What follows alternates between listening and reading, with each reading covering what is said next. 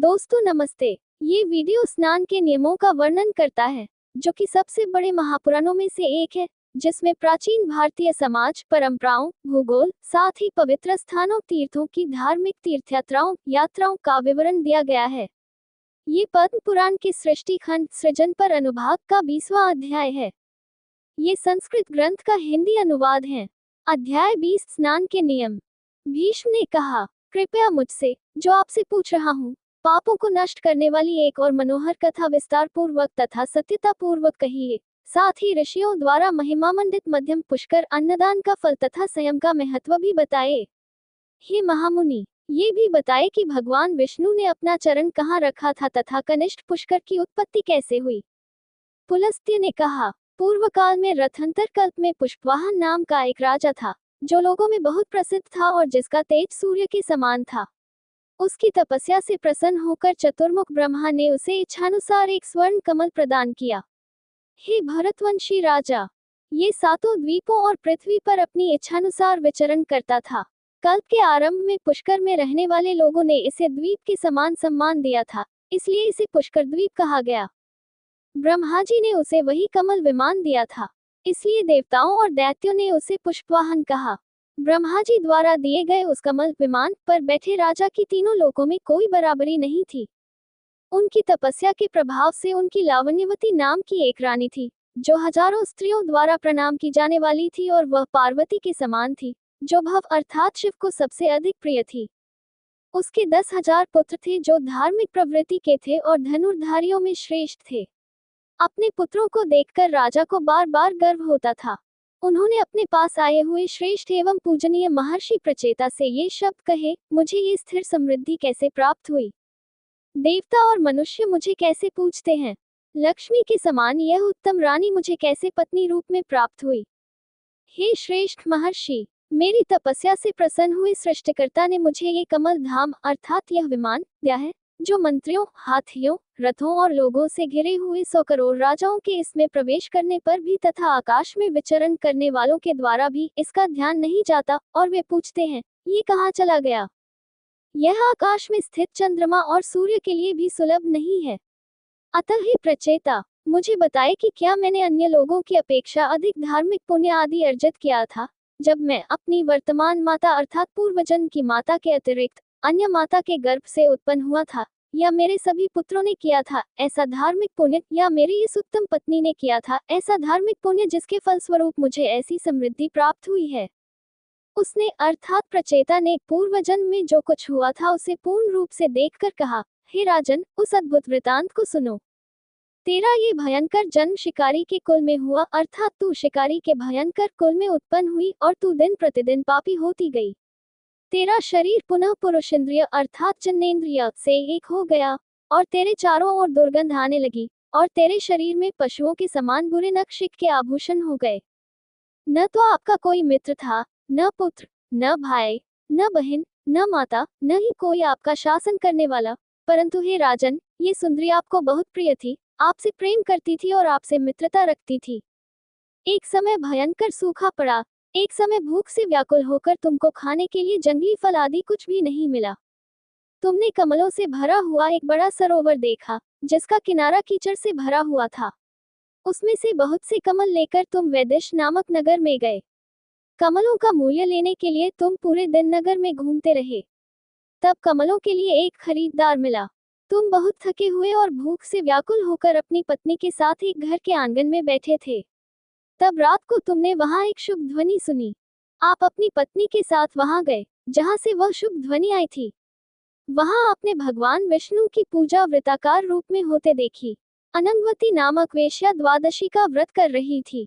उसने भगवान विष्णु की स्वर्ण प्रतिमा को सुसज्जित किया और माघ मास की द्वादशी को नमक का ढेर बनाकर अपने गुरु को एक तैयार बिस्तर भेंट किया।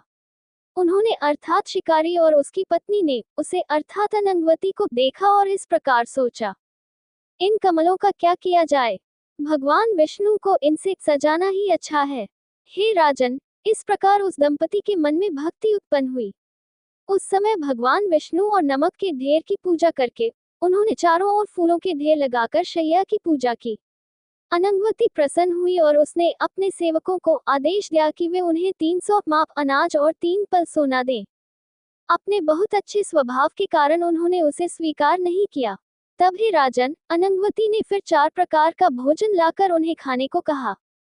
दंपति ने उसे भी अस्वीकार कर दिया और उससे कहा, स्माइली फेस, हे सुंदर मुख वाली, हम इसे कल खाएंगे। आपके संपर्क के कारण हम यह व्रत कर रहे हैं, इससे हमें सौभाग्य की प्राप्ति हो। हे दृढ़ प्रतिज्ञा वाली अच्छी महिला, हम सबसे अधिक पापी हैं व्यक्तियों, हम जन्म से ही हैं। आपके इस घर में आपके साथ रहने के कारण हमें भी धार्मिक पुण्य का कुछ अंश मिले। इस प्रकार उनके साथ रहने के कारण वे रात्रि में जागते रहे। प्रातःकाल उन्होंने भक्तिपूर्वक अपने गुरु को नमक के ढेर सहित शैया तथा एक पोटली भेंट की, तथा ब्राह्मणों को स्वर्णजटित 12 गायें तथा वस्त्राभूषण भेंट किए, तथा मित्रों, सहयोगियों, अंधे तथा असहाय व्यक्तियों सहित उन्हें भोजन कराया। उन्होंने शिकारियों के जोड़े को भी सम्मानित करके विदा किया। उस शिकारी ने अपनी पत्नी के साथ मिलकर आप राजाओं के राजा के रूप में जन्म लिया। हे राजन, आपके द्वारा कमलों का ढेर चढ़ाने और भगवान विष्णु की पूजा करने के कारण, आपके सत्य बोलने के महात्म्य के कारण और आपकी उस लोभरहित तपस्या के कारण, आपके पापों का नाश करने वाले चतुर्मुख ब्रह्मा जी ने प्रसन्न होकर आपको वह कमल स्थल अर्थात विमान प्रदान किया और कहा कि इस पुष्कर विमान का आश्रय लो। हे राजन, तुम इस द्वादशी के महान व्रत का पालन करो, तुम्हें अवश्य मोक्ष की प्राप्ति होगी। इतना कहकर मुनि वहीं अंतर्धान हो गए और राजा पुष्कर वाहन ने वैसा ही किया जैसा कहा गया था। हे राजन, जो मनुष्य इस प्रकार का व्रत करता है, उसका व्रत अखंडित रहता है, क्योंकि कुछ समय पश्चात 12 द्वादशियां बीत जाती हैं। हे राजन, अपनी शक्ति के अनुसार ब्राह्मणों को दान देना चाहिए। ज्येष्ठ ब्राह्मण को एक गांव देना चाहिए, मध्यम श्रेणी के ब्राह्मण को एक उत्तम भूमि देनी चाहिए, कनिष्ठतम ब्राह्मण को सोना देना चाहिए। ये दान के विषय में बताया गया है। पहला दान ब्रह्मा का, दूसरा विष्णु का और तीसरा रुद्र का है। तीनों देवताओं का निवास इन तीनों ब्राह्मणों में है। इस प्रकार जो मनुष्य भक्तिपूर्वक इस पापों को नष्ट करने वाले वर्णन को पढ़ता या सुनता है अथवा जो इसका मनन करता है, वह शरीर पर जितने केश होते हैं उतने वर्षों तक देवलोक में निवास करता है। अब मैं तुम्हें उत्तम व्रत बताऊंगा। ये रुद्र द्वारा कहा गया है और महान पापों का नाश करने वाला है। 1 वर्ष तक केवल रात्रि में भोजन करके, एक गाय के साथ एक स्वर्ण चक्र, त्रिशूल और वस्त्र एक कुटुंबी ब्राह्मण को दान करना चाहिए। जो इस धार्मिक व्रत को करता है, वह शिवलोक में आनंदित होता है। यह एकमात्र महान पापों को नष्ट करने वाला व्रत है। जो मनुष्य दिन में केवल एक बार भोजन करके एक बैल के साथ एक गाय का दान करता है या तिल से बनी गाय का दान करता है, वह शिव के धाम को जाता है। इसे रुद्र व्रत कहा जाता है। यह महान पापों को नष्ट करता है। जो मनुष्य प्रति द्वितीय रात्रि भोजन करके वर्ष के अंत में स्वर्ण कमल, शक्कर से भरा घड़ा तथा गाय और बैल की बलि देता है, वह भगवान विष्णु के ऐश्वर्य को प्राप्त करता है। इसे नीलव्रत कहते हैं। आषाढ़ से आरंभ होने वाले 4 मासों में मनुष्य को शरीर पर चिकनाई नहीं लगानी चाहिए। उसे भोजन की वस्तुएं ब्राह्मण को अर्पित करनी चाहिए। वह भगवान विष्णु के धाम को जाता है। इस व्रत को प्रीति व्रत कहते हैं, क्योंकि इससे लोग प्रसन्न होते हैं। चैत्र मास में दही, दूध, घी और शक्कर का त्याग करके, ब्राह्मण दंपति को सत्कार करके, गौरी मुझ पर प्रसन्न हो, ऐसा कहकर उन्हें सुंदर वस्त्र और रस का कलश अर्पण करना चाहिए। ये गौरी व्रत है और इससे भवानी लोक की प्राप्ति होती है। जो पौष मास की 13 को रात्रि में ही भोजन करके ब्राह्मण को 10 अंगुल लंबा सुवर्णमय अशोक चक्र तथा प्रद्युम्न प्रसन्न हो ऐसा वस्त्र देकर प्रसन्न होता है, वही कल तक विष्णु के नगर में निवास करके शोक से मुक्त हो जाता है। इसे कामव्रत कहते हैं। ये सदैव शोक का नाश करने वाला है। जो मनुष्य आषाढ़ आदि मासों में व्रत के दौरान फलाहार नहीं करता तथा चतुर्मास बीत जाने पर कार्तिक पूर्णिमा के दिन सोने के घड़े में घी और गुड़ डालकर अर्पण करता है, वह शिवलोक को प्राप्त होता है। इसे शिव व्रत कहते हैं। जो पुरुष शीत ऋतु, मार्गशीर्ष और पौष मास में, शीत ऋतु, माघ और फाल्गुन मास से घिरे हुए पुष्पों का त्याग करता है और अपनी क्षमता के अनुसार शुभ समय अर्थात जब शनि का समय न हो, ब्राह्मण को 3 स्वर्ण पुष्प ये कहकर अर्पण करता है कि शिव और विष्णु मुझ पर प्रसन्न हो, वह इस प्रकार अर्पण करके परमपद को प्राप्त होता है। इसे सौम्य व्रत कहते हैं। जो फाल्गुन आदि तृतीया को नमक का त्याग करता है, तथा वर्ष के अंत में ब्राह्मण दंपति को सत्कार करके भवानी प्रसन्न हो कहकर उन्हें शैया तथा सुसज्जित घर देता है। वो गौरीलोक में एक कल्प तक निवास करता है। इसे सौभाग्य व्रत कहते हैं। जो मनुष्य सायंकाल मौन रहकर वर्ष के अंत में ब्राह्मण को घी से भरा घड़ा, एक जोड़ा वस्त्र, तिल और 1 घंटा दान करता है, वह सरस्वती लोक में जाता है, जहां से लौटना कठिन है। यह व्रत सारस्वत कहलाता है, जो रूप और विद्या देता है। 5वें दिन लक्ष्मी की पूजा करने वाले मनुष्य को व्रत रखना चाहिए। वर्ष के अंत में उसे एक स्वर्ण कमल और एक गाय ब्राह्मण को भेंट करनी चाहिए। वह विष्णु पद को प्राप्त होता है और उसे सर्वत्र धन संपत्ति प्राप्त होती है। ये लक्ष्मी व्रत है जो शोक का नाश करता है। भगवान विष्णु के समक्ष शिवजी की प्रतिमा को चंदन से विभूषित करके 1 वर्ष तक एक गाय और एक घड़ा दान करना चाहिए। जो ऐसा करता है वह असंख्य जन्मों तक राजा बनता है और फिर शिवजी के नगर में जाता है। इसे आयुर्व्रत व्रत कहते हैं, जो सभी कामनाओं को पूर्ण करता है।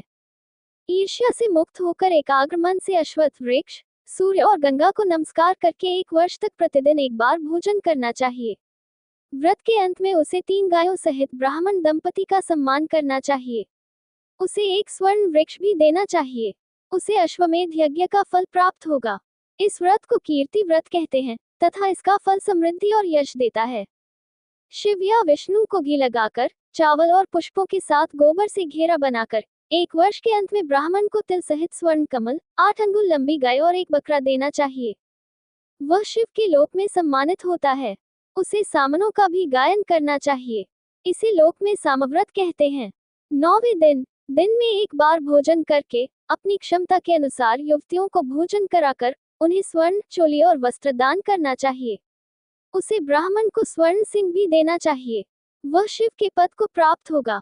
वह करोड़ वर्षों तक सुंदर रहेगा और अपने शत्रुओं से पराजित नहीं होगा। इसे वीरव्रत कहते हैं और यह मनुष्यों को सुख प्रदान करता है। दयालु होकर चैत्र से शुरू करके 4 महीनों तक जरूरतमंदों को जल पिलाना चाहिए। व्रत के अंत में उसे अन्न और वस्त्र के साथ माणिक्य देना चाहिए। साथ ही तिल और स्वर्ण से भरा एक घड़ा भी ब्राह्मण को देना चाहिए। वह ब्रह्मा के लोक में सम्मानित होता है और कल्प के अंत में एक समृद्ध जन्म प्राप्त करता है, अर्थात एक समृद्ध परिवार में जन्म लेता है। इसे आनंद व्रत कहते हैं। 1 वर्ष तक भगवान को 5 मीठी चीजों अर्थात दूध, चीनी, घी, दही और शहद से स्नान कराकर वर्ष के अंत में 5 मीठी चीजों के साथ एक गाय और एक शंख ब्राह्मण को देना चाहिए। वह शंकर पद को प्राप्त करता है। एक कल्प के अंत में वह राजा बन जाता है। इसे धृतव्रत के नाम से जाना जाता है। मनुष्य को मांसाहार से दूर रहना चाहिए तथा व्रत के अंत में एक गाय और एक स्वर्ण मृग दान करना चाहिए। उसे अश्वमेध यज्ञ का फल मिलता है। इसे अहिंसा व्रत कहते हैं। एक कल्प के अंत में वह राजा बन जाता है। प्रातःकाल उठकर स्नान करके उसे एक ब्राह्मण दंपति का पूजन करना चाहिए तथा अपनी क्षमता के अनुसार उस दंपति को पुष्प, वस्त्र और आभूषण सहित भोजन कराना चाहिए।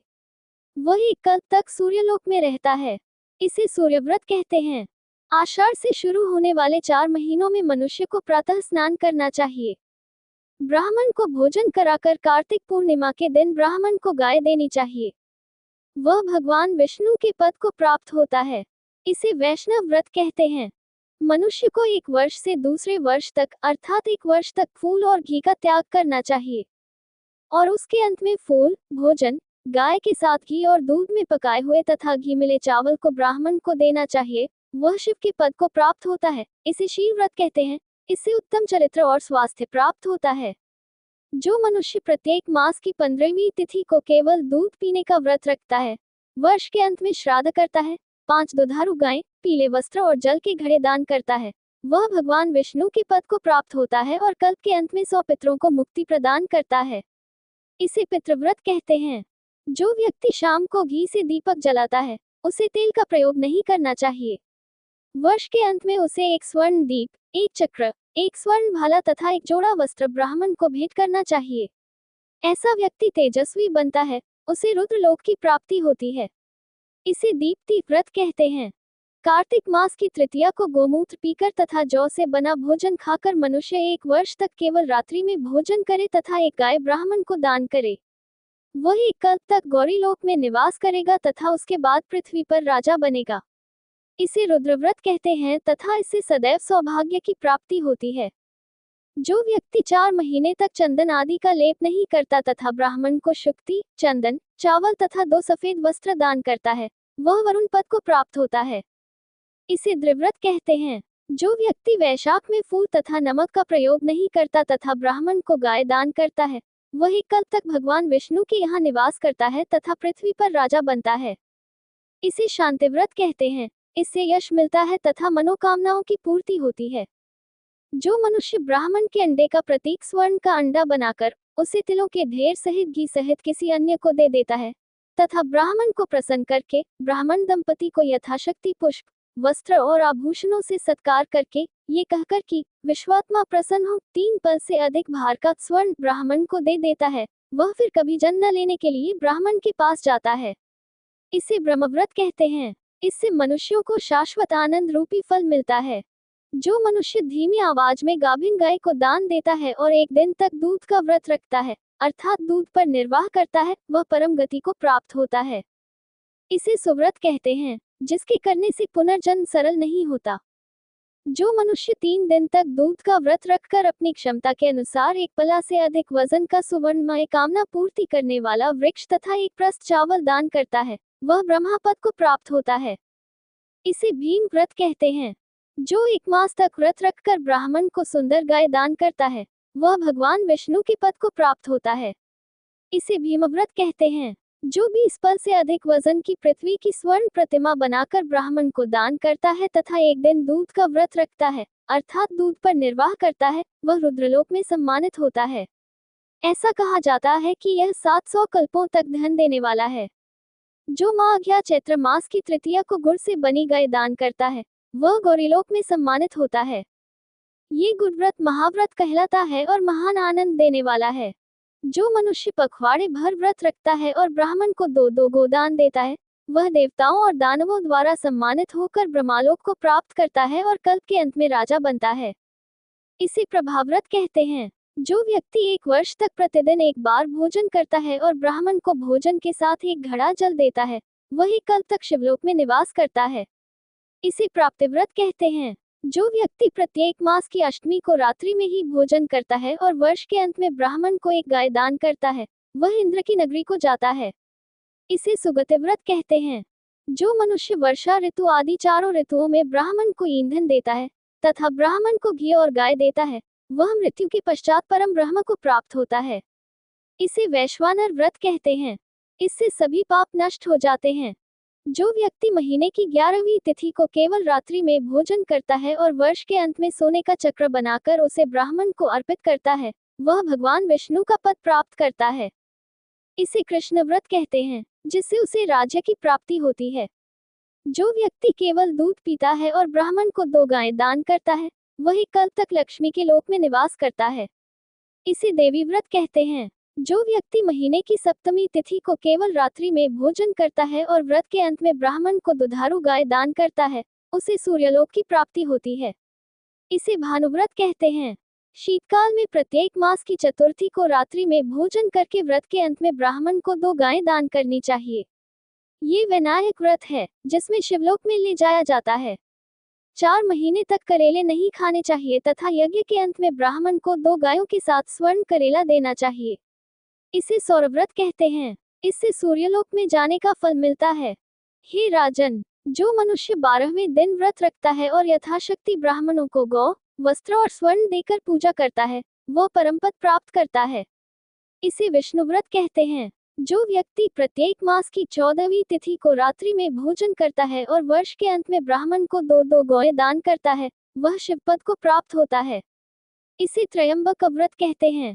7 दिन तक व्रत रखकर ब्राह्मण को 1 घड़ा घी देना चाहिए। इसे वव्रत कहते हैं। इससे ब्रह्मा के लोक में जाने का फल मिलता है। जो मनुष्य काशी में जाकर ब्राह्मण को दुधारू गाय देता है, वह 1 कल्प तक इंद्र के लोक में निवास करता है। इसे मंत्रव्रत कहते हैं। जो मनुष्य मुख को सुगंधित करने वाले सुगंधित पदार्थों का परित्याग करके वर्ष के अंत में ब्राह्मण को गाय देता है, वह वरुण लोक को जाता है। इसे वरुण व्रत कहते हैं। जो मनुष्य चंद्रायन व्रत का पालन करे, उसे चंद्रमा की स्वर्णिम प्रतिमा भेंट करनी चाहिए। इसे चंद्र व्रत कहते हैं, जो चंद्रलोक की प्राप्ति कराता है। जो ज्येष्ठ मास में पंचतप व्रत करता है और व्रत के अंत में अष्टमी अथवा चौदस को स्वर्णमयी गौमाता ब्राह्मण को अर्पण करता है, वह स्वर्ग को जाता है। इसे रुद्र व्रत कहते हैं। मनुष्य को चाहिए कि वह एक बार तृतीया को शिव मंदिर में पवित्र नियम अर्थात व्रत का पालन करे। जो व्रत के अंत में ब्राह्मण को गौमाता अर्पण करता है, वह शिवलोक को जाता है। इसे भवानी व्रत कहते हैं। जो मनुष्य माघ मास की रात्रि में गीले वस्त्र पहनकर 7वें दिन ब्राह्मण को गाय दान करता है, वह स्वर्ग में 1000 कल्प तक जीवित रहकर पृथ्वी पर राजा बनता है। इसे पवन व्रत कहते हैं। कोष्टक। मनुष्य को चाहिए कि वह 3 दिन तक उपवास रखकर फाल्गुन पूर्णिमा के दिन किसी शुभ ग्रह ब्राह्मण को दान दे। उसे आदित्य लोक की प्राप्ति होती है। इसे धाम व्रत कहते हैं। जो व्रत रखकर ब्राह्मण दंपति को आभूषण देकर उनका पूजन करता है, उसे शाश्वत सुख की प्राप्ति होती है।